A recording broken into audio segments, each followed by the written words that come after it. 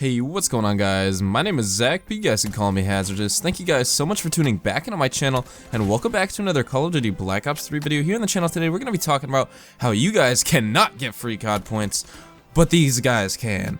I'm sure you guys have seen these types of videos circling around the internet, but I do want to throw in my 2 cents on this subject, so if you guys do want to watch this entire video through its entirety, I hope you guys do. I invite you guys to. And let me know your thoughts and comments down in the comments section below. Let's get a little, discussion going. I want to hear you guys' opinions on this because I'm really passionate about this. I've seen tons of people make videos on this, and I just want to kind of clear the air, or not essentially clear the air, but clear the air on what I'm thinking and how I think why this is wrong, why it's right, etc., etc.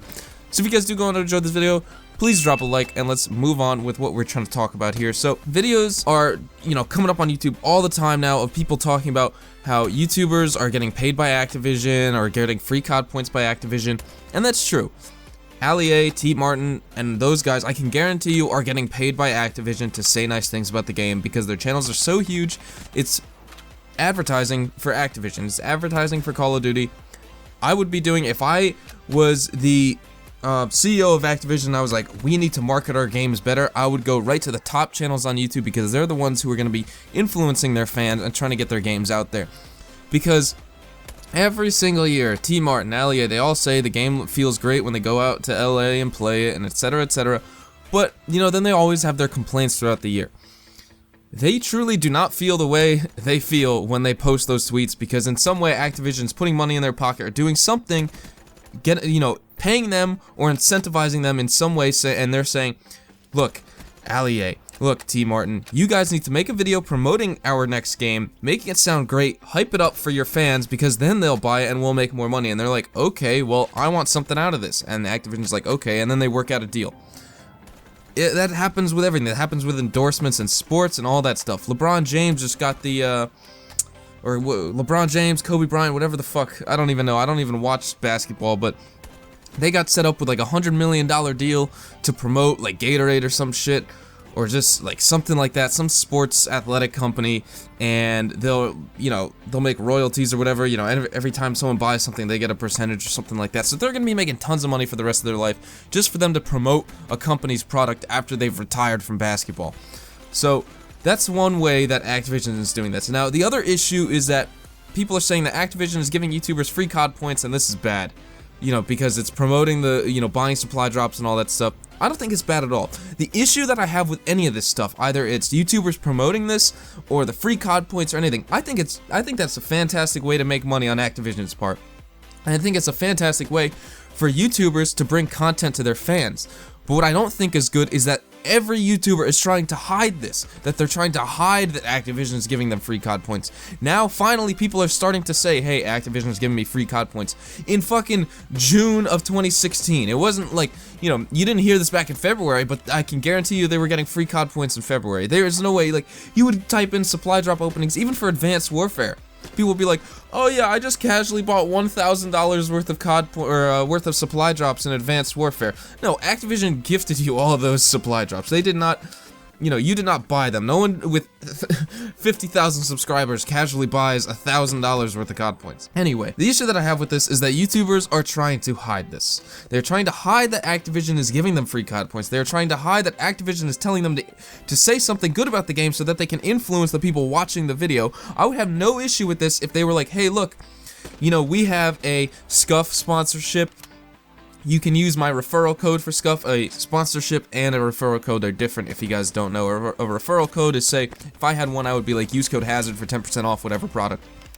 Sponsorship would mean I already have the referral code, and I've already influenced their sales by a ton because of the referral code. So then they give me a sponsorship, and then they start sending me free controllers and whatever whatever they're selling to the public and to consumers. YouTubers are trying to hide this, and that's the issue here because no one was saying that. No one was saying, hey, Activision sent me free COD points. Here's the supply drop opening video. You should buy supply drops because they paid me to say this. No one was saying that. Now people are starting to say that. But people have no problem saying, hey, look, I'm sponsored by Scuff. I don't even own a Scuff controller, but why don't you use my referral code and get 10% off if you order a Scuff? They have no problem saying that in the video, but they're trying to hide the Activision is acting as a sponsor now. Alright? There's no issue with that. There is absolutely no issue with that. People who are complaining about that are thinking irrationally. There is no issue with Activision being a sponsor for YouTubers to promote, to cross-promote their own stuff, because Activision is getting more sales on their games, and the YouTuber is growing and giving more content to their fans, so it's a win-win for everyone.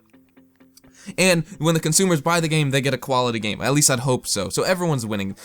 The publisher, the YouTuber, and the consumer. But people aren't going around saying, hey, look, Activision is my sponsor now. You guys should buy the next game because the previous Call of Duties have been really good. No one's saying that. Now people are finally saying that. So I hope this trend is will actually continue.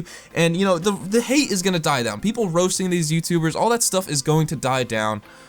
And, I'm hoping that people will accept that Activision has become a sponsor for their own games, and we can just move on from this, because it's really ridiculous why people think YouTubers are evil and everything. I mean, the fact they're trying to hide it is what's evil about it. There's nothing evil about them accepting the money, or accepting the COD points, or accepting the sponsorship, whatever. But the fact that they're trying to hide Activision sponsoring them, telling them that they're paying them to say certain things, whereas they'll talk about Control Freaks and Scuff and G Fuel and all those types of things that I'm sure you've seen YouTubers promote on their YouTube channel. They blatantly go out and say, I'm sponsored by these guys, but you should buy their stuff because I stand behind their products. They don't try and say like, oh, I think you should buy G Fuel because I heard it was really good.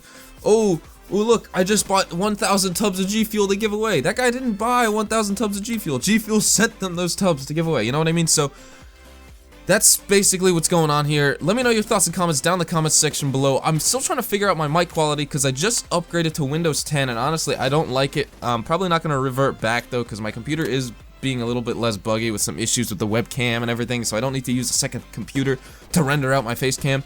But there's an issue going on with my microphone right now. The audio levels that I used to use on my old Windows 7 operating system now are way too low, and if I bump them up too high, there's like a static hissing noise now. So I gotta readjust my microphone settings and get that all oriented again. But I hope you guys enjoyed this video. If you did, drop a like, subscribe to the channel if you guys are new, and I will see you all in the next video. Adios, amigos.